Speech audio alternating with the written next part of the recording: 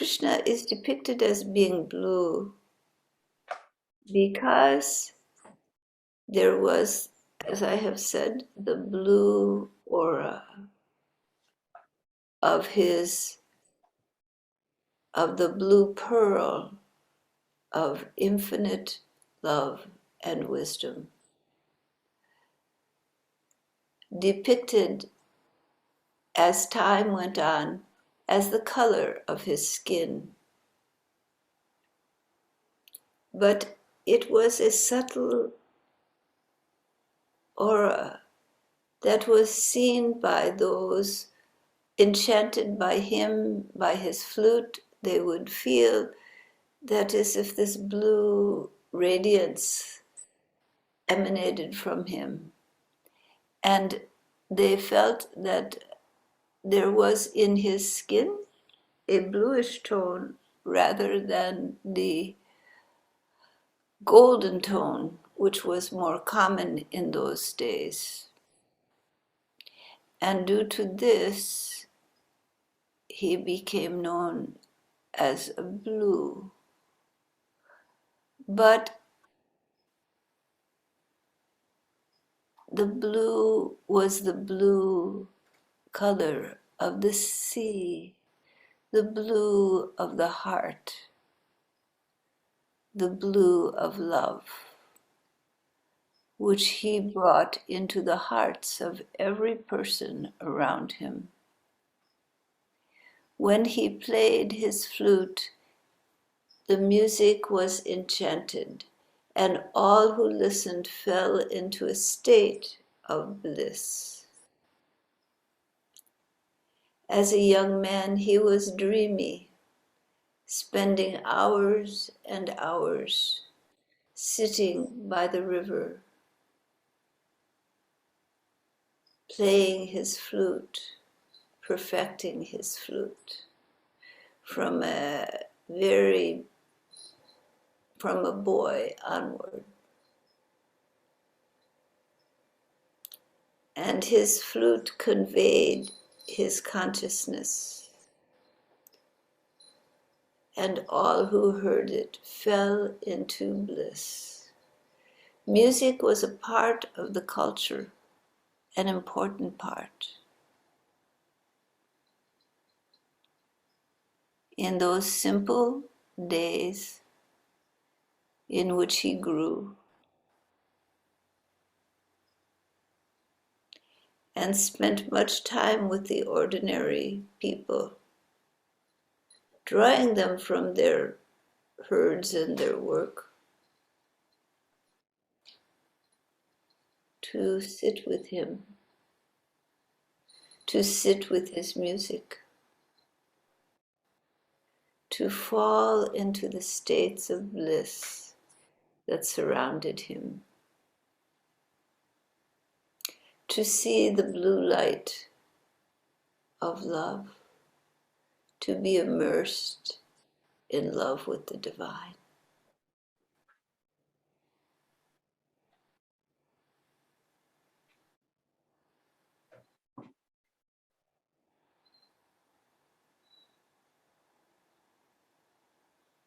This was a time of shelter,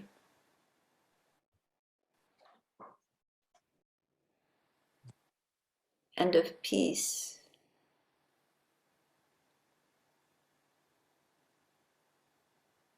Before he grew, and the desires of men for power challenged each other, sending cousin against cousin, brother against brother, in a war, as all wars, for power and territory.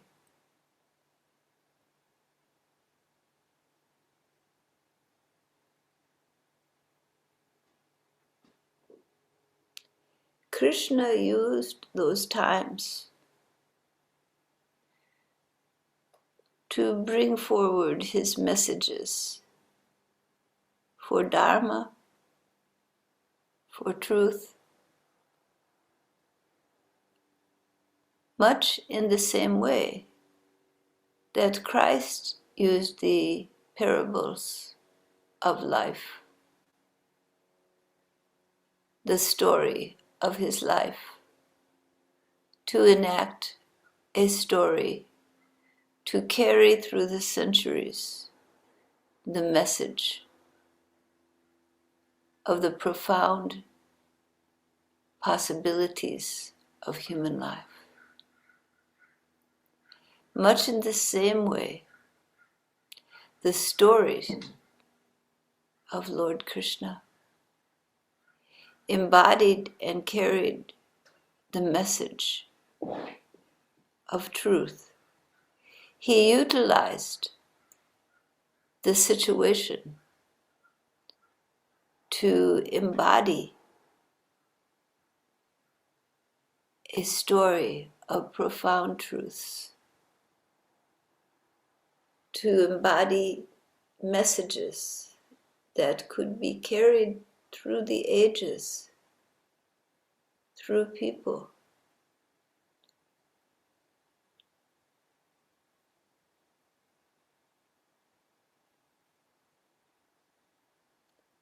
That would not die with the transition of his physical form. Those messages, those teachings would live for thousands and thousands of years. His story would live for thousands of years.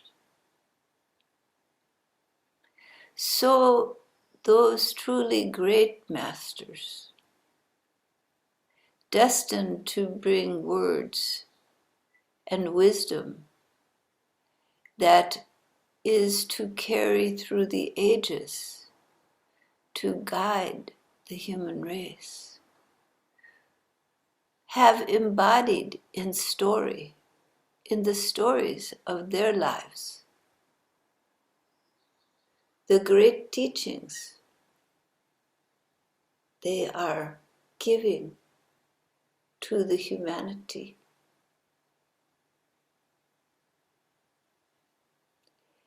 The stories of wars, of struggle, and of conflict can be beneath the surface. The stories of truth, of dharma, of love, of compassion,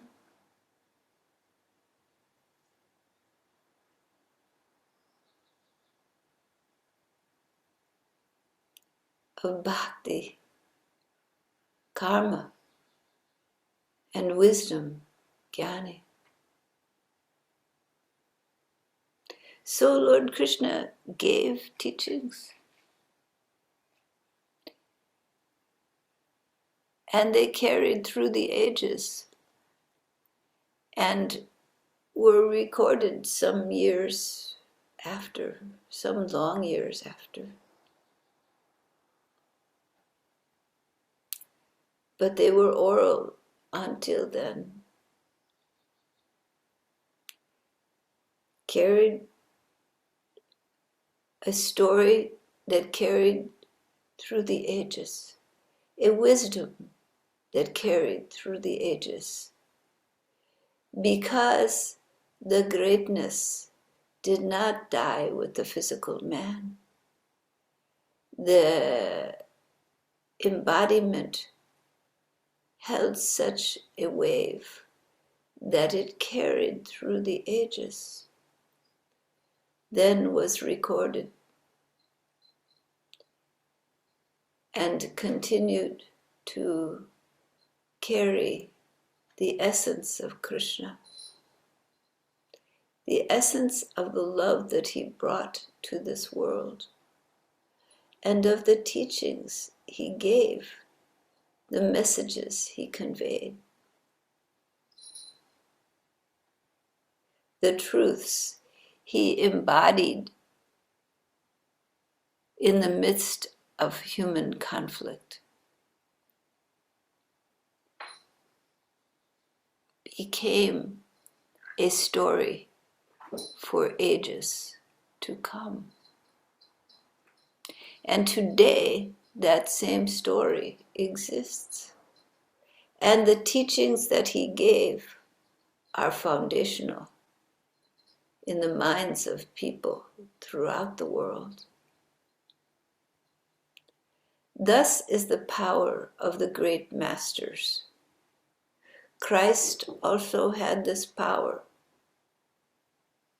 because the human body, form, mind is only a human. But that great divine consciousness, which embodied in that human form, which took manifestation in that human form, that Mahasambhuti, that high, great embodiment, literally means Mahamai, high, Sambhuti, some great embodiment of divine consciousness.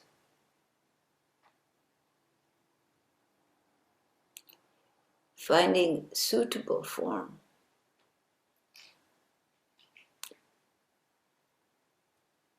Embodies. And thousands of years later, the teachings remain. And even the stories of the blue Krishna remain.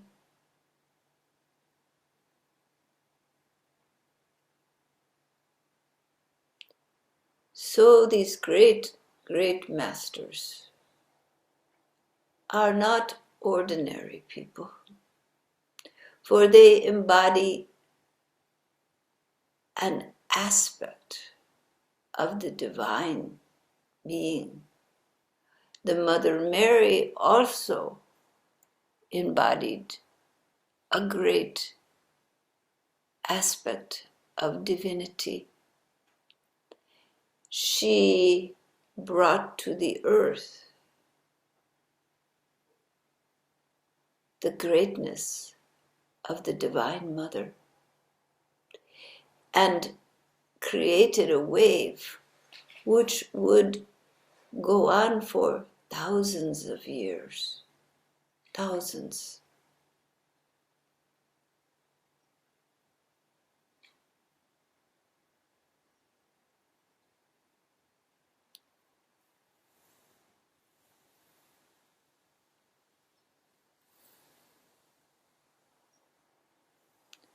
The Kuan Yin also was a human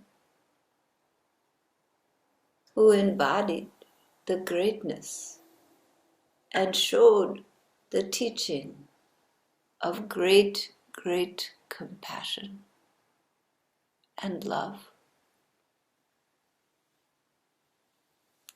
Lord Shiva was also a person, and the teachings of Shiva remain today, though he is ancient in human terms. He never left this planet. He was the embodiment of this great force of divinity.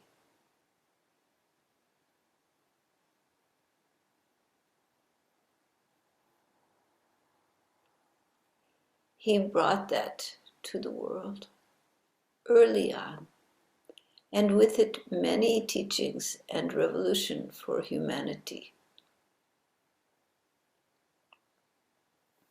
Each of these great, great masters have brought teachings well beyond the embodiment they took. For they are embodiments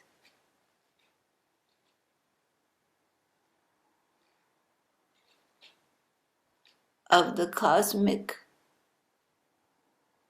mind, the cosmic essence, come to further the evolution of living beings embodying in a suitable form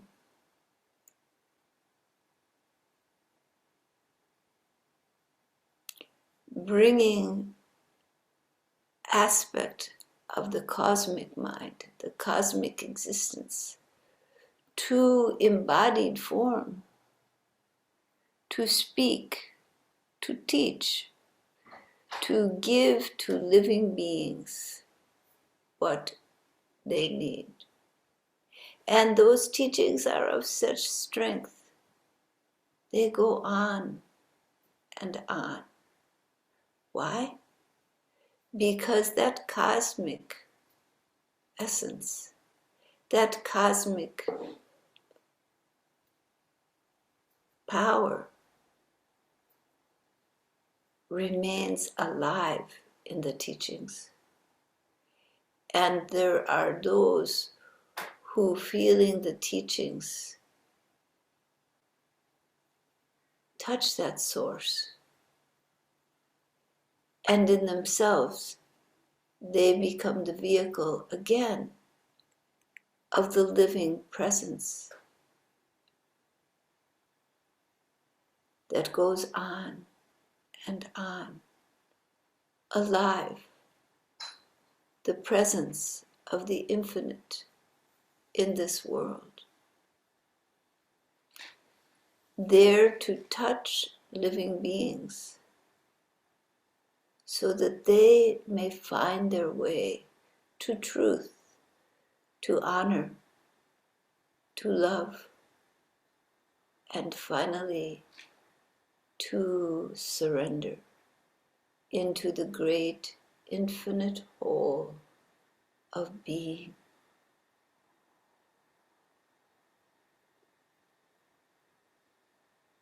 There is one truth, one love, one dharma.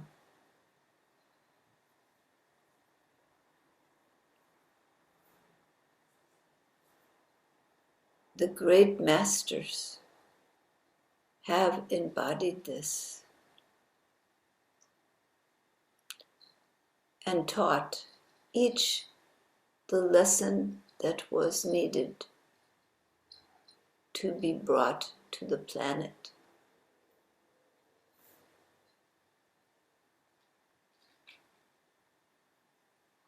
And in that teaching, they have restored balance,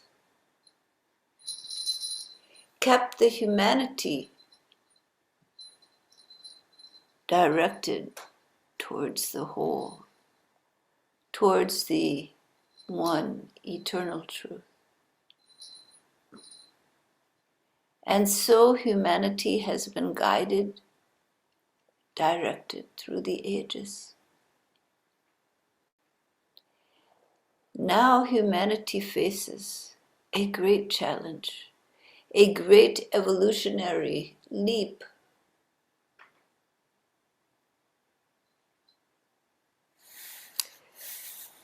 The human race is capable of great advances and great destruction. And now must choose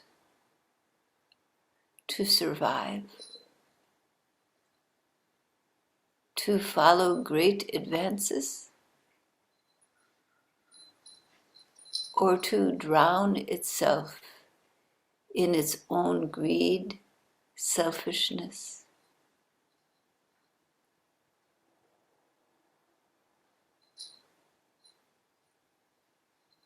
and aggression.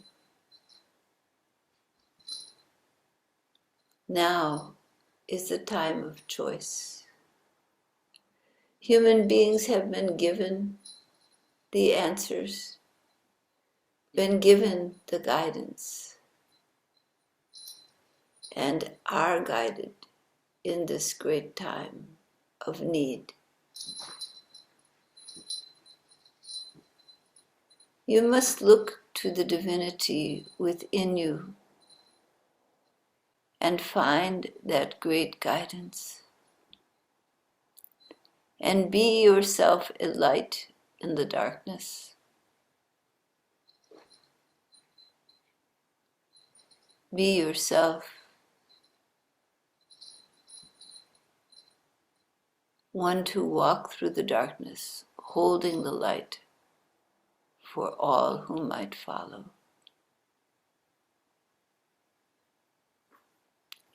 And thus 1,000 lights, 1,000,000 lights will light the way.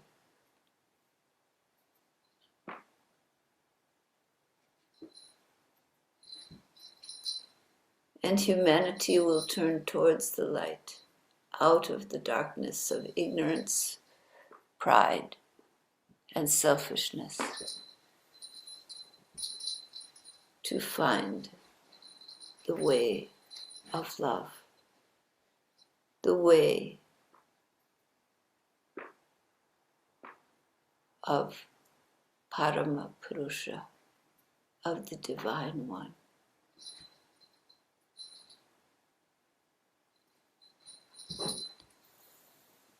That one has not forsaken humanity.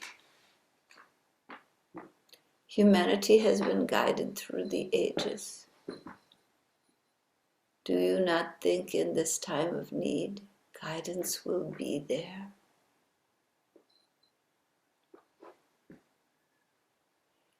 But in each age, it comes in a different way. This is a new age.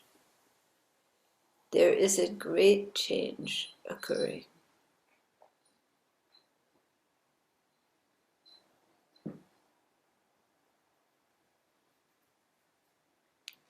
Dharma will prevail.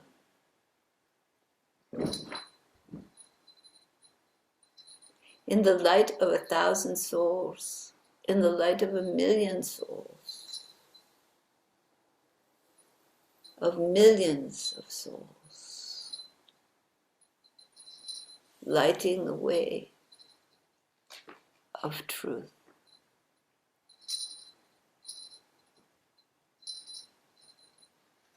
The teachings of Lord Krishna remain alive today. The teachings of Lord Shiva remain alive. And those modern masters bring them forward.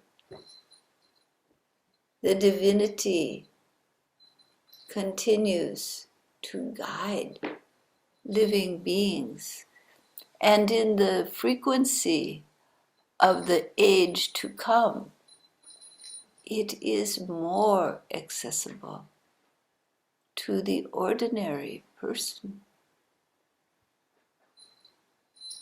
That connection to the divine source. That source may work through you, may embody through your form and your actions. This is more possible now. The frequencies are changing and the light is coming closer, brighter. It is ever more possible.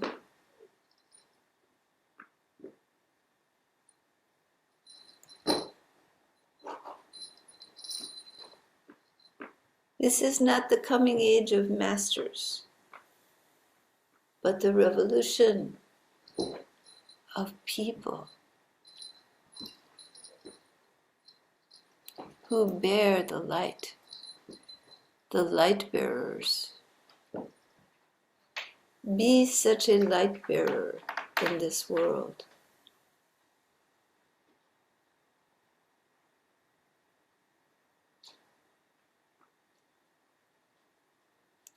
Let that infinite love, that infinite presence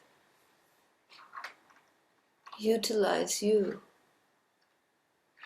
to be a beacon of light in the darkness of greed, anger,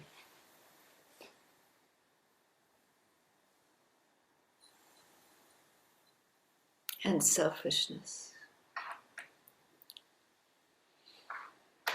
All right,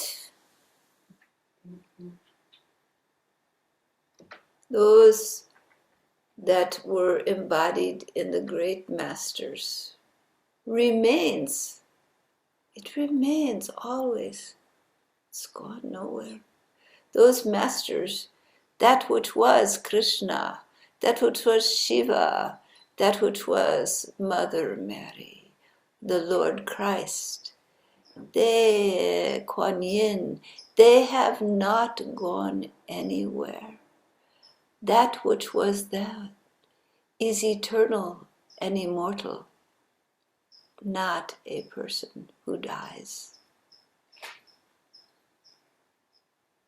That eternal and immortal, embodied, but it remains now. Now. Be with that. All right? Namaskar.